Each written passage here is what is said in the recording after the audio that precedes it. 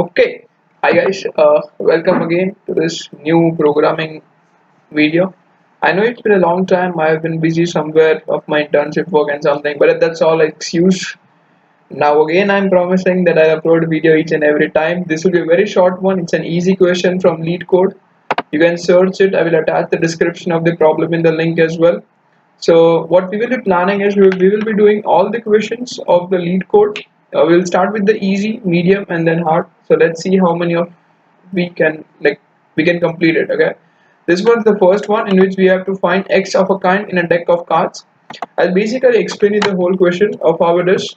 So let's say that we have been given this list. Okay, we have to basically find a number in which each and every number can be they can be partitioned.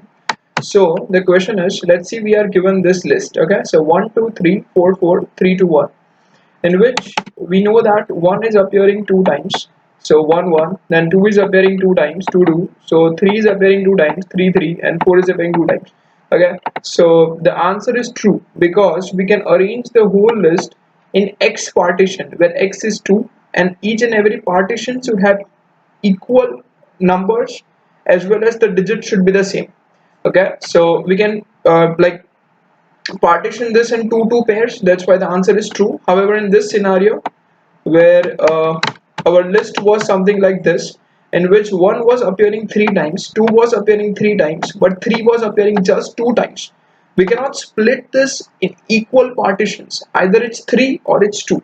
Okay, we cannot do something like 2 1 2 1 and 2. Okay, it's wrong. So the answer is false in this case. I'll also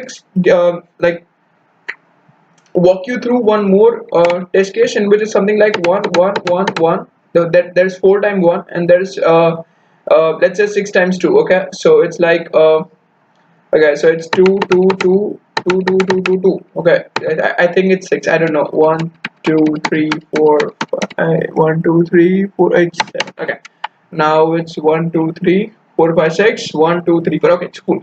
So now it's 1 is appearing 4 times and 2 is appearing 6 times. Okay, so we know that this can be partitioned in two pairs, like this 1 1, then this again 1 1, then this 2 2 2 2 and 2 2. So it's not something like you can only you can only partition them in the given number, like 4 times 1, so there should be 4 times 2 as well. It's not like that. You can bifurcate them in such a way such that the whole list is visible. Okay, so we have to find an algorithm in such a way so that it can do it. Okay, so here's what I've thought of. It's a brute force technique. I know it's not gonna work, but it's like too long since I have started coding, so I have to figure out. So this is the brute force. I'll optimize it. But see, what I'm thinking is 1 1 1 1, and then there's 6 times 2. So okay, there's 6 times 2 as well. So what I'm thinking is I'll just maintain a counter. So 1 is appearing 4 times and 2 is appearing 6 times. Okay, yeah. So what I'm thinking is the minimum of 4 and 6 is 4. So I'll be just maintaining and running a loop from 2 to 4, and I'll be checking is there some number in between who is divisible by 6 as well. So in this between 2 and 4, I'm getting the number 2 as well as 3. Okay, so when I'm coding, you can also code with me so that I'll explain you each and every bit. So let's start. That's a default one. Okay, so to maintain the counter of each and every element, we can either use the hash map or something for maintaining the counter, or I've recently found out there is a library for it as well. So from collections import counter, and you can select this. So let's say counting is equal to counter and deck, and let's say if I'm printing this counting, I don't know what it will do. Oh yeah, okay, I have this something. Okay, my face is too big.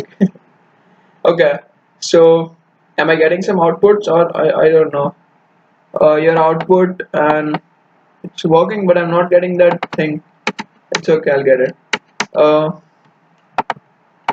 just a minute. I'm just maintaining it from collections import counter. Okay, no, sorry. Here I'll get, I think, yeah, here I've submitted the submit button, so it's getting me output over here. Otherwise I'll have to just stop. I'll just pause it, I think, because I'll have to minimize this. Just a minute.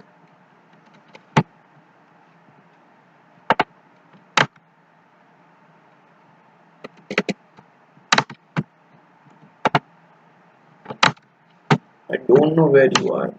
Yeah, here it is. Okay.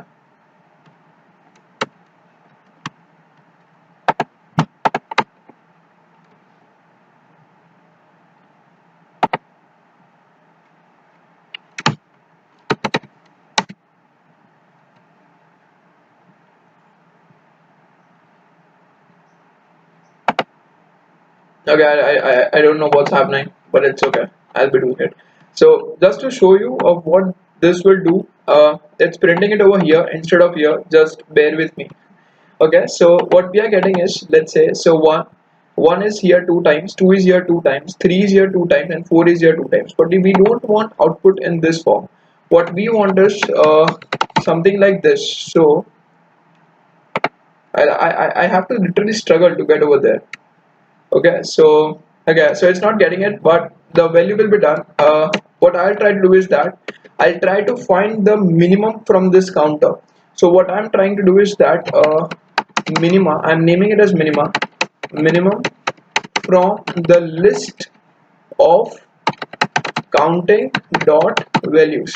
Okay, so what it's doing is that from counting dot values, it's converting all that into a list, and list has a function of minima which finds the minimum element from that list. So we are storing it in the minima. Let's just run it one more time to see whether this part is working fine or not. Okay, we are getting an error, and it's showing that build class function object not iterable main list counting. Okay, sorry. I just forgot the brace, the round brackets, because it's a function, so I have to write that. Okay, now it's done. We are not getting, okay, we have not printed the output, silly mistake. Okay, I don't know if it's allowed me or not. Yeah, it's allowed. Okay, so we got 2 because it's fine, because on all the elements were of like 2 the counter was 2, so it's having the minimum of 2 as well. Okay, it's fine. We got the minima. Now our only thing is to just run a loop. Okay, so for I in minima.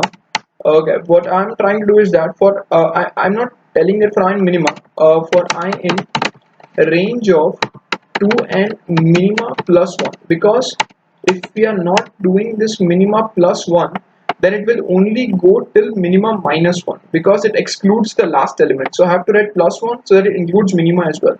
Okay, so if I have this, then I also maintain a flag variable whose initial value will be true. Okay, I'll make it as true as well. Okay, then this is the thing which I hate the most, but I could not find any other alternatives. It's my defeat, I know that, but I am running an inner loop as well. It makes the complexity bigger and square, but I could only find this procedure. Okay, so for j in, I'll have to iterate through the list as well. So for I in counting dot values, and if my the value, that's j, if j mod I is equal to 0, let's say I'm taking it j not equal to 0, then I'm just converting my flag to false. Okay, and let's say I'm breaking it, I don't know, I'll just break it. Okay, I'm getting out the loop, and if my flag is equal to true, okay, that means that it has not fallen in this trap. That means each and every element was divisible with the I. Then I have to just return true, or else I am returning false, because there was no number which was satisfying the condition that each and every element in the list will be equally divisible by I.